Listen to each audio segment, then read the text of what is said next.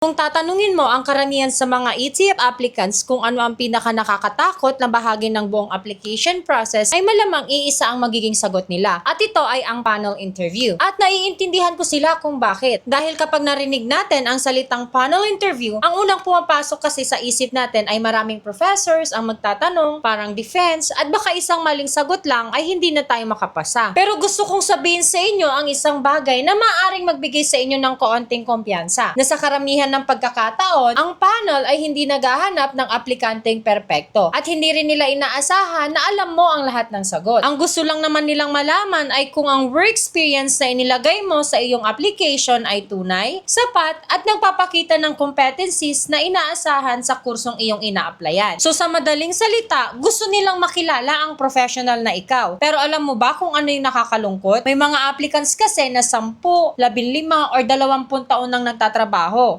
Kompleto na ang mga requirements, maganda ang resume, malawak ang experience, pero pagdating sa panel interview, hindi sila nagiging successful. At ang mas nakakagulat, kadalasan ay hindi ito dahil kulang sila sa experience. Mas madalas, bumabagsak sila dahil sa mga simpleng pagkakamaling pwede naman sana nilang maiwasan kung alam lang nila kung ano ang hinahanap ng panel. Kaya sa video na to, pag-uusapan natin ang 10 pinakakaraniwang dahilan kung bakit nagkakaroon ng problema ang ibang applicants sa panel interview. At higit sa lahat, bawat dahilan ay sasamahan natin ng practical tips para alam mo kung paano ito may iwasan. Dahil ang layunin ng video na to ay hindi para takutin ka. Ang layunin nito ay para ihanda ka. So without further ado, let's get started.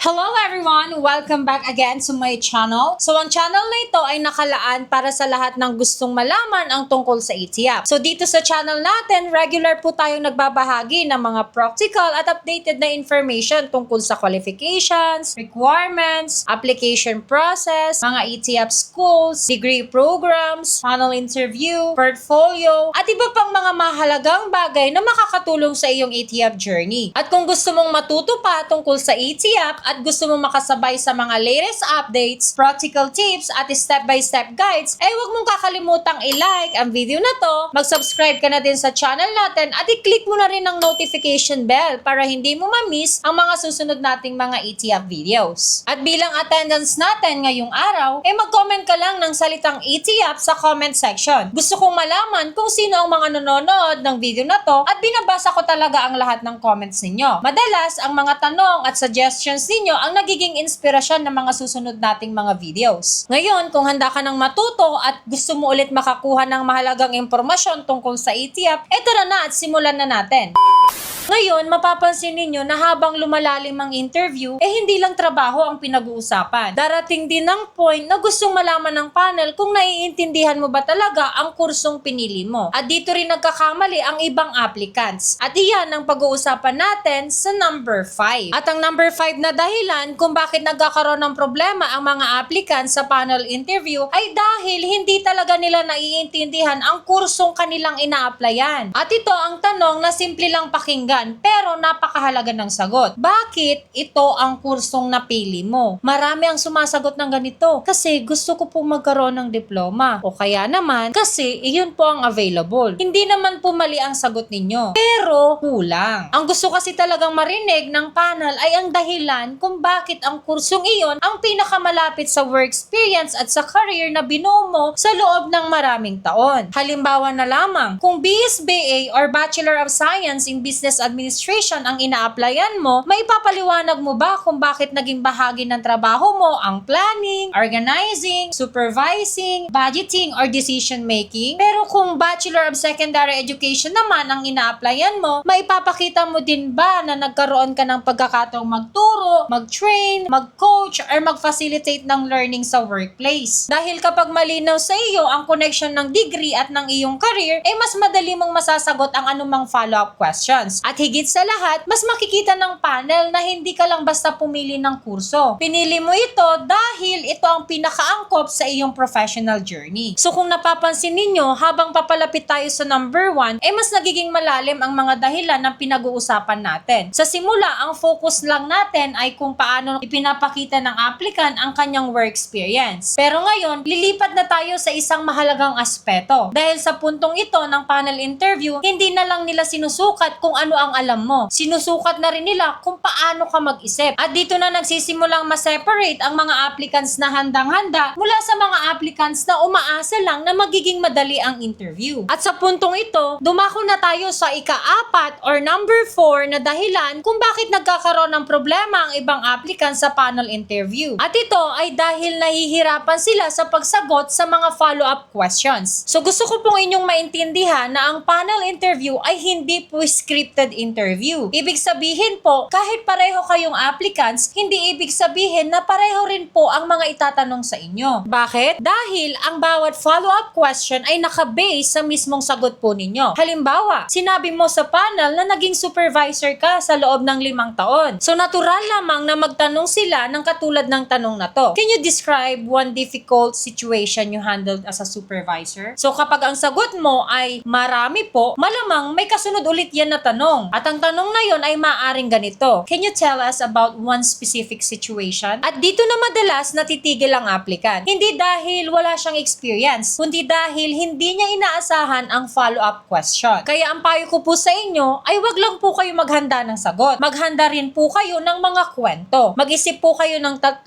o hanggang 5 totoong sitwasyon sa inyong trabaho. Halimbawa na lamang nito ay tungkol sa isang pagkakataong nagpakita kayo ng leadership, isang problemang nalutas po ninyo, isang conflict na naayos ninyo, isang achievement na ipinagmalaki po ninyo, at isang pagkakamaling natutunan ninyo. So kapag mayroon kang mga totoong karanasan na handa mong ikwento, hindi ka madaling matataranta sa follow-up questions. Dahil hindi ka nag-iimbento ng sagot. Nagkikwento ka lamang po ng sarili mong experience. Pero habang tinatanong ka ng panel tungkol sa iba't ibang sitwasyon sa trabaho, ay may isa pa silang gustong malaman. At ito ang tanong na hindi man nila direktang sabihin pero halos lagi nila sinusubukang alamin. At ang tanong na ito ay kung naiintindihan ba talaga ng applicant kung ano talaga ang ETF. At iyan po ang pag-uusapan natin sa number 3 na dahilan kung bakit nagkakaroon ng problema ang mga applicant sa panel interview. At ang number 3 na yon ay dahil hindi nila naiintindihan ang tunay na layunin ng ETF. At ito po ang isa sa pinakamalaking misconceptions tungkol sa ETF, na may ilan pa ring naniniwala na shortcut ito para magkaroon ka ng diploma, na basta matagal ka nang nagtatrabaho, automatic na magkakaroon ka na ng bachelor's degree. Pero hindi po iyon ang layunin ng ETF. Dahil ang ETF ay hindi nagbibigay ng diploma dahil lang sa tagal ng trabaho. Ang kinikilala nito ay ang mga natutunan mo habang nagtatrabaho. So sa madaling salita, ang tanong ng panel ay hindi ilang taon ka nang nagtatrabaho. So ang mas mahalaga sa kanila ay ang tanong na ano ang mga natutunan mo sa loob ng mga taon na yon. So isipin na lang natin ang dalawang applicants. Pareho silang 10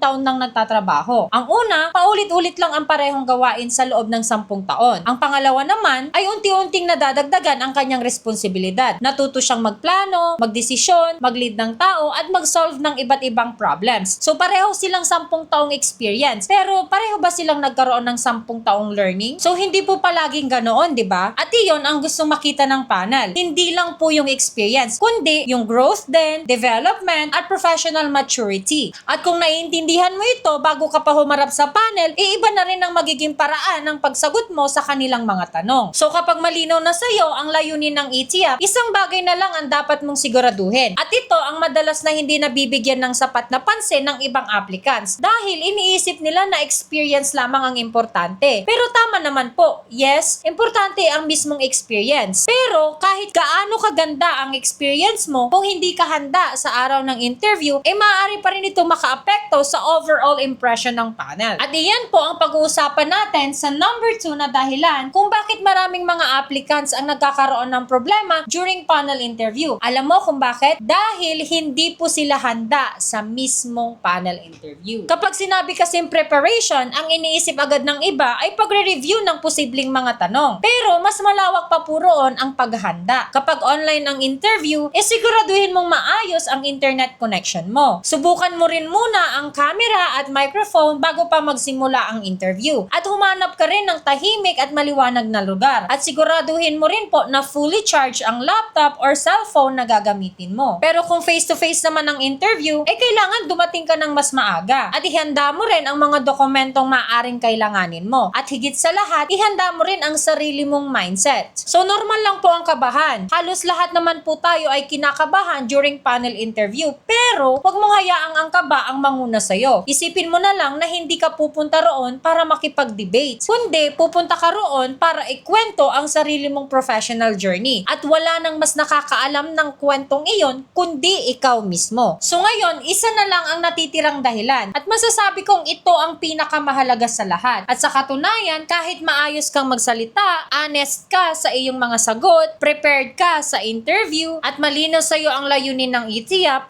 maaari ka pa rin magkaroon ng problema kung hindi mo maipapakita ang isang bagay na ito. At ito rin ang dahilan kung bakit may mga applicants na may mahigit 20 taon ng work experience pero hindi pa rin nagiging successful. Kaya sa huling bahagi ng video na to, pag-uusapan natin ang number 1 reason kung bakit bumabagsak ang ibang applicants sa ETIAP panel interview. At sa palagay ko, ito rin ang pinakamahalagang aral na dapat mong dalhin bago ka humarap sa panel. At ang number 1 na dahilan na iyon ay hindi nila napatunayang college level na ang kanilang mga competencies. Marami kasing naniniwala na kapag matagal na silang nagtatrabaho, automatic lang sapat na iyon para magkaroon ng bachelor's degree. Pero hindi po ganon ang ETIAP. Hindi sinusukat ng ETIAP ang dami ng taon. Ang sinusukat po nito ay ang kalidad ng iyong natutunan. Ganito na lang, isipin mo ang dalawang empleyado. Pareho silang 15 years nang nagtatrabaho. Pareho silang masipag. Pareho silang may magandang attendance. Pero ang una, sa loob ng 15 taon, pare-pareho lang ang kanyang ginagawa araw-araw. Samantalang ang pangalawa naman ay unti-unting nabibigyan ng mas mabibigat na responsibilidad. Siya ang nagsusolve ng problems kapag may emergency, siya ang gumagawa ng mga plano, siya ang nagtuturo sa mga bagong empleyado, siya ang gumagawa ng reports para sa management, siya ang nagbibigay ng recommendations para mas mapabuti ang operasyon. So pareho silang may 15 years ng experience. Pero ang tanong, pareho ba sila ng level ng competencies? So ang sagot po ay hindi. At iyan po mismo ang sinusubukang alamin ng panel. Hindi nila tinatanong ang sarili nila kung matagal ka nang nagtatrabaho. Ang tanong nila ay naipakita ba ng applicant na ang kanyang experience ay katumbas ng college level learning. So ano nga ba ang ibig sabihin ng college level competencies? So hindi po ibig sabihin nito na kailangan mong maging manager or director. Hindi rin ibig sabihin na kailangan mong maging pinakamagaling sa kumpanya. Ang ibig sabihin nito ay sa trabaho mo. Nagkaroon ka ng pagkakataong mag-isip, magdesisyon, magsuri, magplano, mag-adjust sa mga sitwasyon at magbigay ng solusyon sa mga problema. Halimbawa na lamang, kung isa kang sales supervisor, wag mong sabihin lang na nagsusupervise po ako ng sales team. So ang mas magandang sabihin mo or isagot mo ay ganito. Isa sa mga naging challenges namin ay bumaba ang sales sa loob ng 2 buwan. Bilang supervisor, sinuri ko ang sales reports, kinausap ko ang bawat miyembro ng team para malaman ang mga naging problema sa field. Nagplano kami ng bagong strategy para sa customer follow-up at pagkatapos ng 1 buwan ay unti-unting tumaas muli ang aming sales. So napansin nyo ba ang kaibahan? Hindi lang niya sinabi ang posisyon niya. Ipinakita niya rin kung paano siya nag-isip, kung paano siya nag-analyze, kung paano siya gumawa ng desisyon, at kung paano siya nagkaroon ng epekto sa kanyang trabaho. At iyan mismo ang gusto ng panel. Eto pa, isa pang halimbawa. Kung isa kang factory worker, baka isipin mo agad, wala naman akong leadership experience. Pero pag-isipan mo, may pagkakataon bang ikaw ang nagturo sa mga bagong empleyado? May mga pagkakataon bang ikaw ang unang tinawag kapag may problema sa makina? May pagkakataon bang nagbibigay ka ng suggestion para mapabilis ang production? So kung oo ang sagot mo, wag mong maliitin ang mga karanasan mong iyon. Dahil maaaring doon mismo makita ang mga competencies na hinahanap ng panel. Kaya gusto ko ding alisin ang isang maling paniniwala na hindi lahat ng successful ETIAP applicants ay managers. Hindi rin lahat ay supervisors. Hindi rin lahat ay executives. Marami rin sa kanila ay ordinaryong empleyado. Ang pinagkaiba lang alam nilang ipakita ang halaga ng kanilang experience. At marahil iyon din ang gusto kong iwan sa inyong lahat, na kapag humarap ka sa panel, huwag mong isipin na kailangan mong magpanggap na mataas ang posisyon mo. Huwag mo ring isipin na kailangan mong gumamit ng malalalim na English words para maging impressive. Mas gusto ng panel ang isang applicant na totoo, malinaw at kayang ipaliwanag kung paano siya natuto sa kanyang trabaho. Dahil sa huli, iyon naman talaga ang layunin ng ETF. Hindi lang kilalanin ang tagal ng iyong experience, kundi kilalanin ang lahat ng natutunan mo dahil sa experience na iyon. At ngayong natapos na natin ang 10